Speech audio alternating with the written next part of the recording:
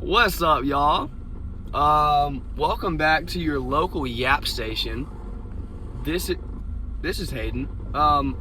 So I'm recording for two reasons. One, because I think I'm about to have a great ability to make a video. Two, because the reason I'm making a video could lead to me dying. So,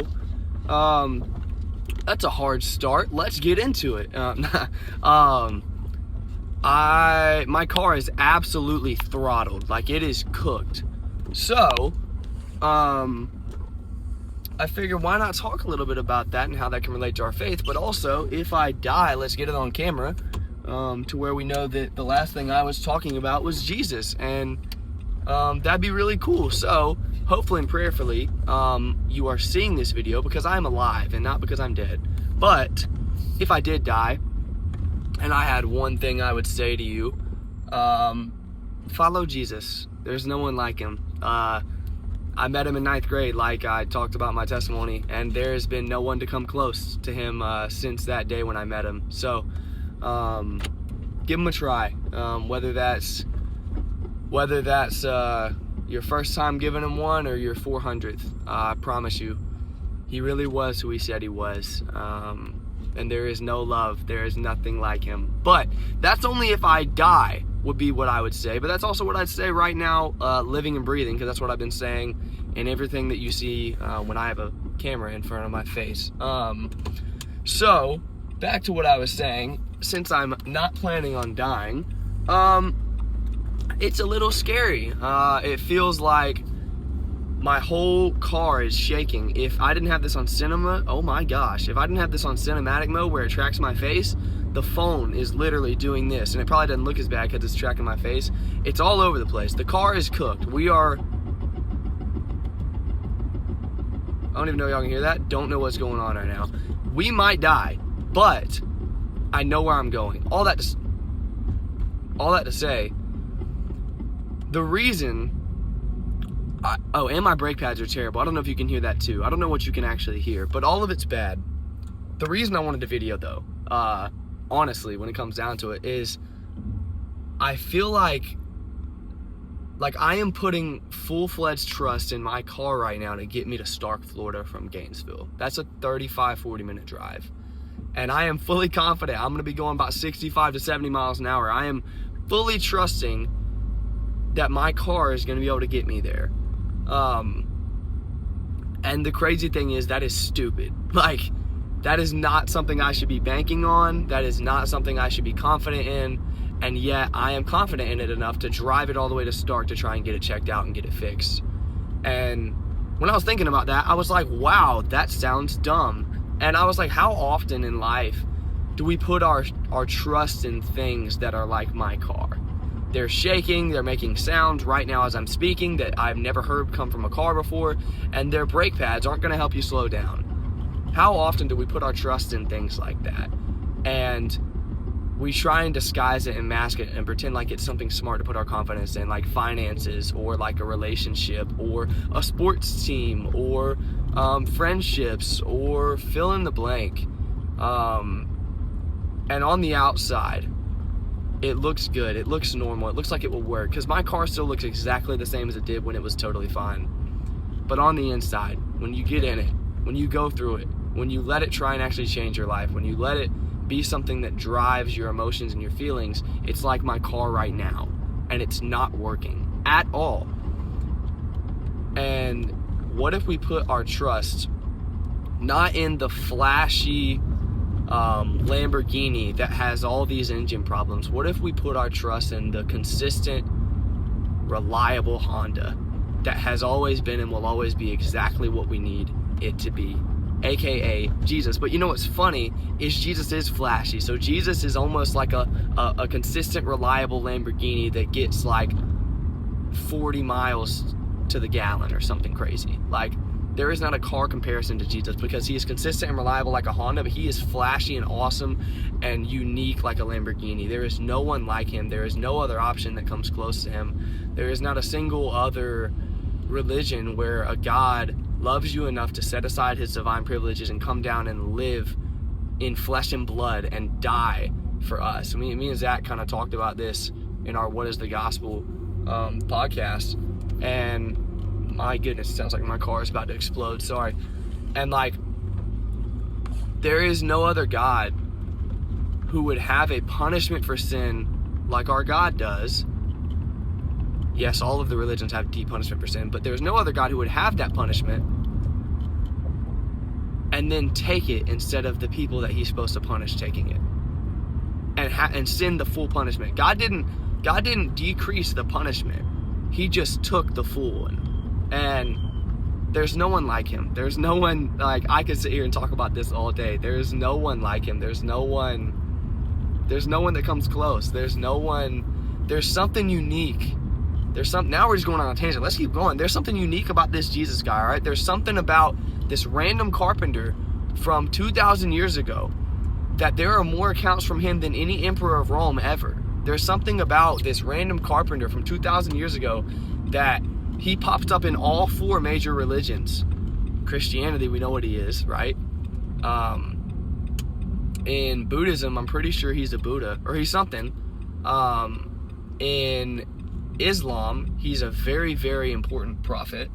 And in Hinduism, he is something very important and very unique. There's something about this guy. There's no way just some random carpenter from 2,000 years ago gets this popular. And maybe there's just maybe a chance that he died and then breathed again 3 days later. That's probably the most likely scenario with that, for him to become this famous. And when you look around at all these other options, all these other religions, they all like to include this Jesus guy. And then you go to Christianity, you go to the Bible, and you see, well, what does it say? And what does this Jesus guy have to say? And he says, I'm the way, the truth, and the life. No one comes to the Father except through me. He says, I'm the only option, bruh. I know all these other religions are claiming me and saying all this. I'm the only way, bruh.